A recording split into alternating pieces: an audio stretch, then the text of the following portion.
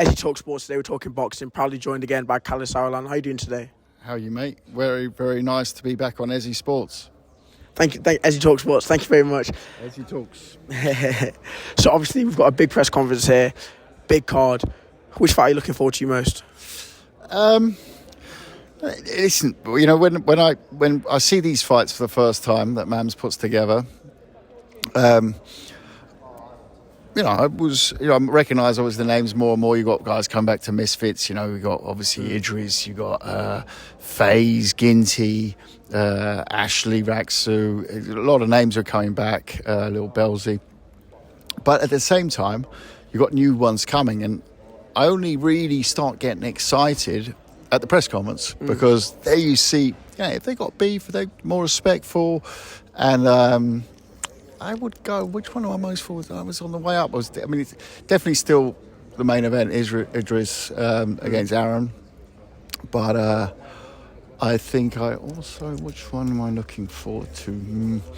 It's got to be Temper Ginty, because that's a real little thing going on there. I've never seen FaZe Temper in that sort of aggressive space. You know, I remember before the KSI fight, I thought, maybe he's going to be a bit more beef, but he was, and they're quite good friends as well.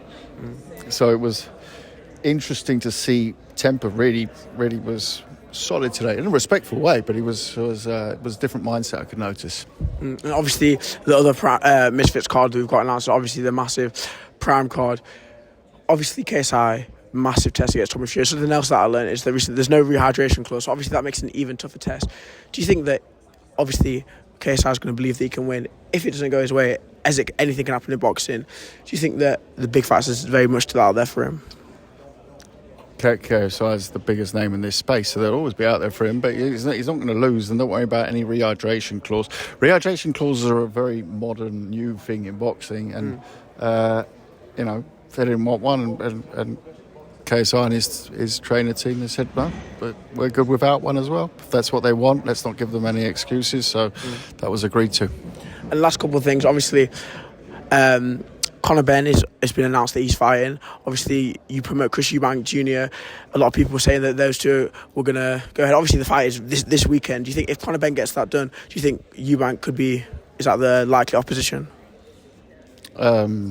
It's on the list. It's obviously the fight that everyone wants to see, but at the same time, we got to work out how that's going to happen. But yeah, it's the fight that everyone wants to see. So that's generally the fight you try and make. But as I said, we've got to find a way of making that.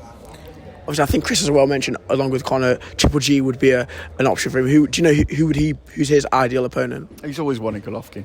And they didn't say that just in the spur of the moment after the fight. He's always been very, very emphatic about wanting Golovkin, but we haven't heard. We've reached out to their team straight after the fight. On the Monday afterwards, I reached out to their team, and haven't heard yet. It's not about that he doesn't want to fight Chris. I think it's more a question of whether he wants to fight at all, and that's obviously his decision.